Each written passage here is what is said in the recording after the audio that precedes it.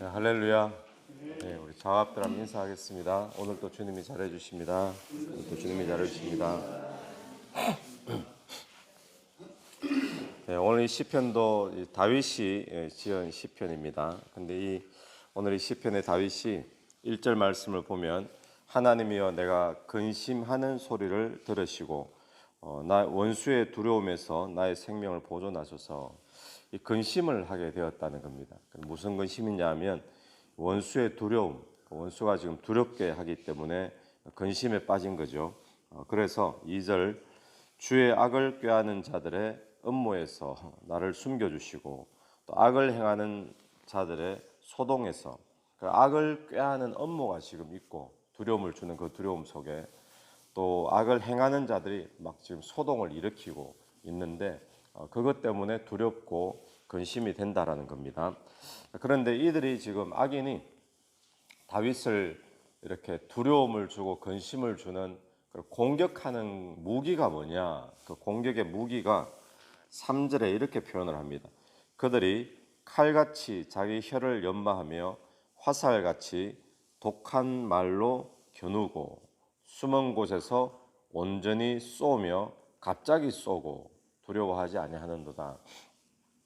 이 원수가 공격하는 무기가 뭘로 표현이 되어집니까? 여기 보니까 칼같이 자기 혀를 그리고 화살같이 독한 말로 무엇으로 공격을 하는가 하면 지금 말로 공격을 하고 있다라는 것을 보게 되죠. 말. 그런 말이 칼이 되고 말이 화살처럼 되어서 사람들을 찌르고 살상 무기가 되어진다라는 겁니다. 다윗이 지금 그걸 지금 칼 맞고 화살 맞으면서 지금 두려움과 근심이 되어지고 있다는 것을 보게 되어지죠. 여러분 사람을 충분히 근심시킬 수 있고 두려움을 줄 수 있는 것이 바로 말이다라는 것을 오늘 본문을 통해서 뿐만 아니라 우리가 살면서도 많이 겪게 되어지죠. 말 한마디가 사람을 죽이는 말이 될 수도 있고 또 살리는 말이 될 수 있는데 근데 5절에 그 다음에 말씀 보면 4절을 다시 보십시오. 숨은 곳에서 온전히 쏘며 갑자기 쏘고 활을 쏘는데 숨었다가 딱 쏘면 어떻게 됩니까? 아무런 준비도 하지 못하고 그냥 기습 공격이잖아요. 숨어서 화살을 딱 쏘면 마치 요즘 현대전으로 생각한다면 딱 숨어 있다가 어떤 저격수가 스나이퍼가 딱 쏘면 그거는 뭐 맞을 수밖에 없는 거잖아요.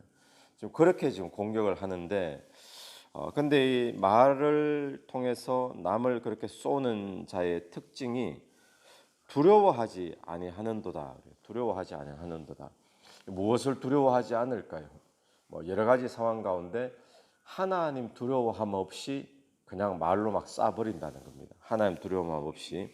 그러면서 하는 말이 5절에 그들은 악한 목적으로 서로 격려하며 남몰래 올무 놓기를 함께 의논하고 하는 말이 누가 우리를 보리요 하며 그들은 죄악을 꾸미며 이렇게 나오죠.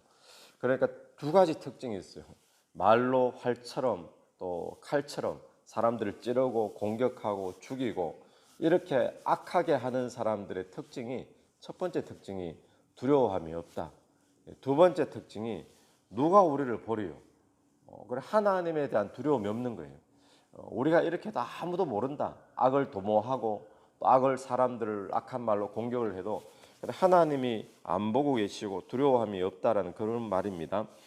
그래서 오늘 우리가 한번 기억해야 될 것은 우리도 늘 말을 하잖아요. 말을 하는데 때로는 우리도 보면 우리 말 때문에 누가 막 힘들어하기도 하고 그 말이 화살이 되어지고 칼이 되어져서 또 그 사람을 힘들게 찌르는 것들이 되어지고 우리도 오히려 그렇게 당하는 일들이 생기기도 하는데 오늘 저와 여러분의 말이 죽이는 말이 되지 않고 살리는 말이 될 수 있게 되기를 간절히 바랍니다. 그러려면 우리에게 무엇이 필요한가 하면 말로서 죽이는 사람들을 죽이는 자 이런 자들의 특징은 하나님 두려워함이 없었잖아요. 오늘 우리의 말이 살리는 말이 되려면 하나님을 두려워하는 마음을 가지고 오늘 또 대화를 해보십시오. 또 누구와 교제를 나눌 때 또 뭐 어떤 남 이야기를 할 때 하나님 두려워하는 마음을 가지면 우리의 말 끝을 통해서 사람이 죽고 뭐 화살처럼 칼처럼 그런 말이 나가지 않게 될 줄로 믿습니다. 하나님 두려워하는 말이 마음이 중요하고 또 한 가지는 뭡니까? 하나님이 보고 계신다. 누가 우리를 보리요? 악한 사람들은 그렇게 말한다 그러죠.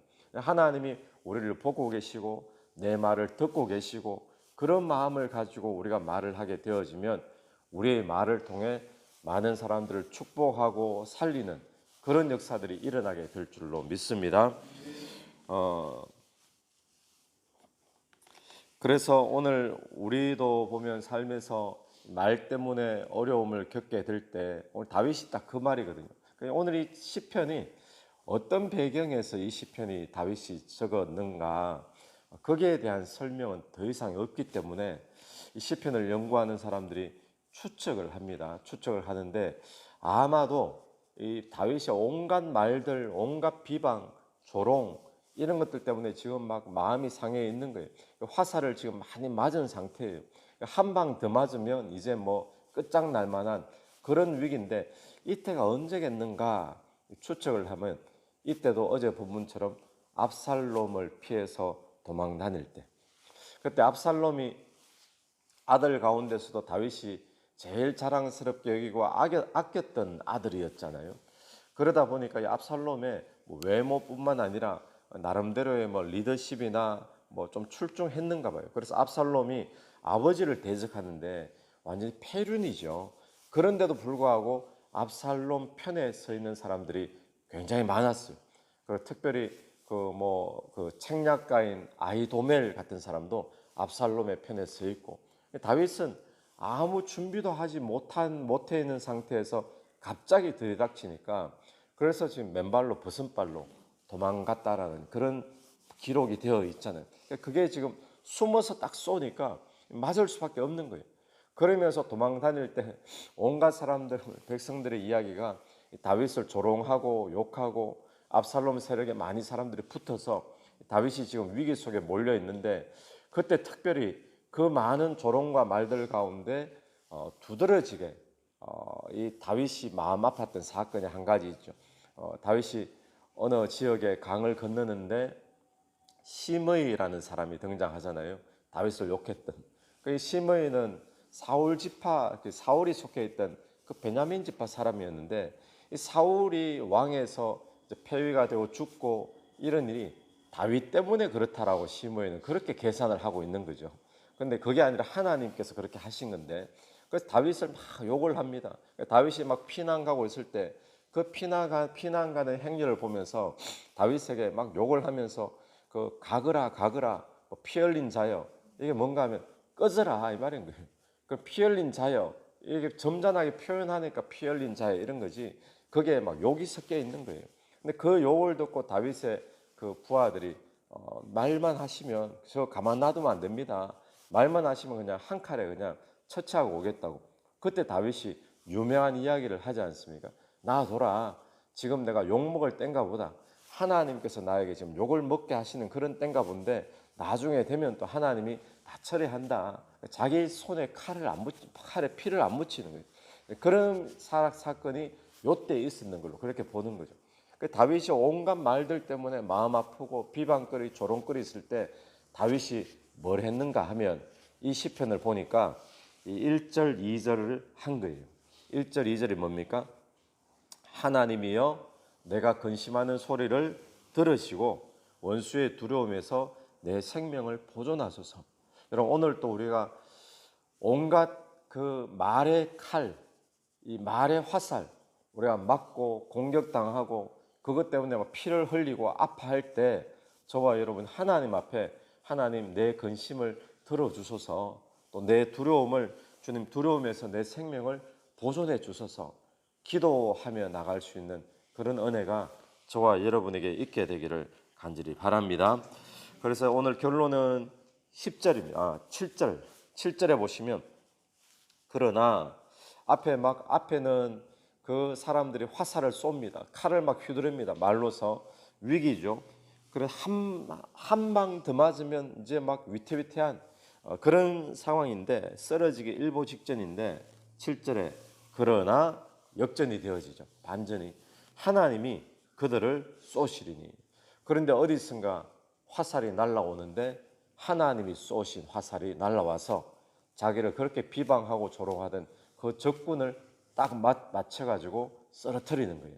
그러니까 하나님의 화살이 날아와서 그들이 갑자기 화살에 상하리로다. 갑자기. 이게 뭐 서서히가 아닌 거예요. 때가 딱 되면 하나님의 화살을 날리는데 그들도 갑자기 호련히 그렇게 쓰러지고 하나님이 쏘신 화살에 무너지는 심판받는 그런 일이 일어난다라는 것을 고백을 하고 있는 거죠. 여러분, 오늘도 저와 여러분이 수많은 말들 때문에 교회들이 힘들어 하잖아요. 또 성도들이 시험 들죠. 그때 오늘 이 시편을 기억할 수 있게 되길 바랍니다. 하나님이 대신 쏴주시는 화살이 있음을 믿고 그 하나님 앞에 근심 가지고 기도하고 두려움 가지고 기도로 나가는 그런 저와 여러분이 되길 바랍니다. 그래서 결론이 10절 말씀, 의인은 여호와께로 말미암아 즐거워하며 그 다음 뭡니까? 그에게 피하리니.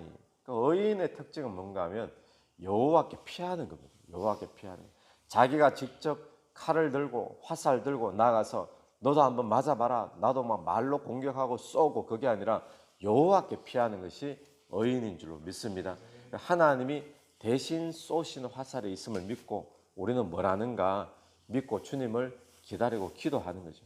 오늘 하루도 저와 여러분이 그런 대신 구원의 화살을 쏘시는 그 하나님을 믿고 또 이런 일을 당할 때 기도로 나가는 복된 하루가 되기를 축원합니다. 같이 기도드리겠습니다. 하나님 아버지, 은혜를 감사합니다. 오늘 이 아침에 저희들에게 주시는 말씀 붙잡고 우리가 하는 모든 말이 사람을 상하게 하고 또 죽이게 하는 화살이나 또 날선 칼이 되지 않기를 원합니다. 우리의 말이 많은 사람들을 살리며 도우며 또 일으키는, 세우는 그런 축복의 말이 나갈 수 있도록 오늘 또 하나님을 두려워하며 하나님이 보고 계시고 듣고 계신다는 마음을 가지고 대화하며 이야기할 수 있도록 우리의 혀와 말을 사용하여 주시옵소서. 하나님, 우리가 말 때문에 힘들어할 때 하나님이 대신 쏘아주시는 구원의 화살이 있는 줄로 믿습니다. 그럴 때 주님 앞에 기도로 나가는 복된 하루가 될 수 있도록 인도하여 주시옵소서. 예수님 이름으로 기도드립니다. 아멘. 오늘도 예수 이름으로 승리하시는 하루 되길 바랍니다. 아멘.